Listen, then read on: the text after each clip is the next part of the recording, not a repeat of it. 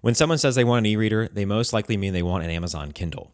While Amazon's competitors might offer more technologically advanced or less expensive hardware, not a single one of them can hold a candle to the sheer volume of books, comics, and periodicals available to download and consume on a Kindle.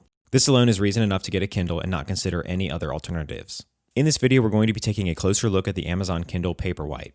We'll be going over key features, who this product is for, how it compares to the basic Kindle, and whether it's worth the extra spend. Stay tuned and let's dive into the video.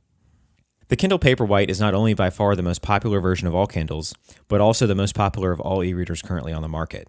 So the question to answer is whether or not the Kindle Paperwhite is good for you. Well, let's start with the obvious comparison of price. You can get a basic Kindle for about $65, but the Paperwhite will run you $30 more at just under $95. Is it worth it to spend more for the Paperwhite? Right off the bat, the Paperwhite looks and feels slightly more higher end. You can see that the bezels are flush with the screen. This is really nice. Many others, including the basic Kindle, have raised bezels, which adds a bulky, plasticky feel. The flushed bezels here give the Paperwhite a closer look to that of high-end tablets. The base storage is 8 GB with the option for a 32 GB model. If you want the 32 GB model, it'll run you an extra $25. But we don't think memory will be much of a problem since ebook files are usually tiny, and if you're buying from Amazon, they can be stored in the cloud when you're not actively reading them anyway. However, the storage space may become more of a concern if you plan to listen to audiobooks through Audible. The great thing about Kindles is that if you're using Audible, you can switch seamlessly between reading and listening to your Bluetooth-enabled speakers or headphones. You can read if you want, and when it's not convenient, like when you're standing on a fully packed subway car or on the go, you can just choose to listen to your audiobooks. Another major upgrade you can get with the Paperwhite is the addition of cellular connectivity, but that'll set you back about $200 for the unit. For most people, this probably isn't worth it, but if money isn't an issue, then having cellular data does mean you can buy and download books anytime, anywhere, and you won't be limited to only just Wi-Fi. The Paperwhite has 300 pixels per inch. That's on the high end of spectrum for e-readers. When you turn the Paperwhite on, you will immediately see how sharp the screen is. The text looks crisp and closer to how it would appear printed on paper, which can be how the Paperwhite, quote-unquote, got its name. Anyways, the difference is really noticeable when you're reading comics or other color graphic novels. But if you're just looking at text, the higher resolution won't be as noticeable. But it's always good to have a better screen. There are 5 LED built-in lights, which means you can read in any kind of lighting situation, and you don't need an external light source to be able to see the words.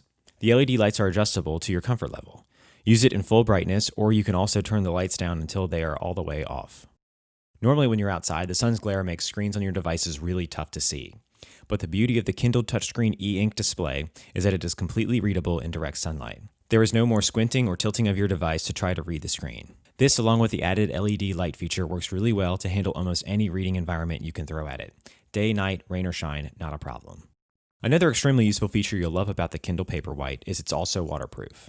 It's IPX8 rated, meaning it can survive being submerged up to 2 meters deep for up to 60 minutes. Although we wouldn't recommend you go swimming with it, but it's good to know it can take a drop into water and survive.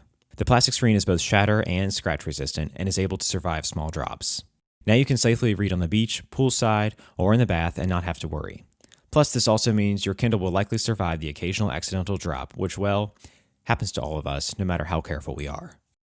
If you forget to turn it off, or maybe you just fell asleep reading, the Kindle will go to sleep to preserve battery. Speaking of battery, this is where all Kindles shine, but especially the Paperwhite. Technically, it's about 28 hours of total use per charge. So if you read about 30 minutes per day, you'll get up to 6 weeks of reading on a single charge. We want to point out that Amazon no longer includes a power adapter, just a cable, but you can use any USB phone charger. And since you only need to juice it up every few weeks, we don't think the omission of a charger here is a big deal. To sum it up, the Kindle Paperwhite costs about $95, which is about $30 more than the basic Kindle or similarly priced competitors. But you get a sharper screen, more storage, a slightly higher end design, water resistance, a better front light, and potentially cellular connectivity if you opt for the top model.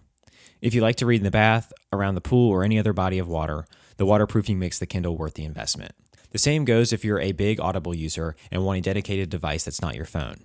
And of course, don't forget the fact that no other company out there can match Amazon's massive library of content. If you don't own a Kindle already, or are upgrading from a much older or entry-level Kindle with no built-in light, the Kindle Paperwhite is easy for us to recommend, especially when Amazon is discounting it under $100. Bottom line, in our opinion, the Paperwhite is ultimately the best value for the money e-reader for most people. That's all for this video. Hope you guys liked the video. If you guys did, please go ahead and give it a like. If you're new to the channel and like the video, consider subscribing. Be sure to check out the description for the links to find the most up-to-date pricing. Till next time, hope you all have a great day.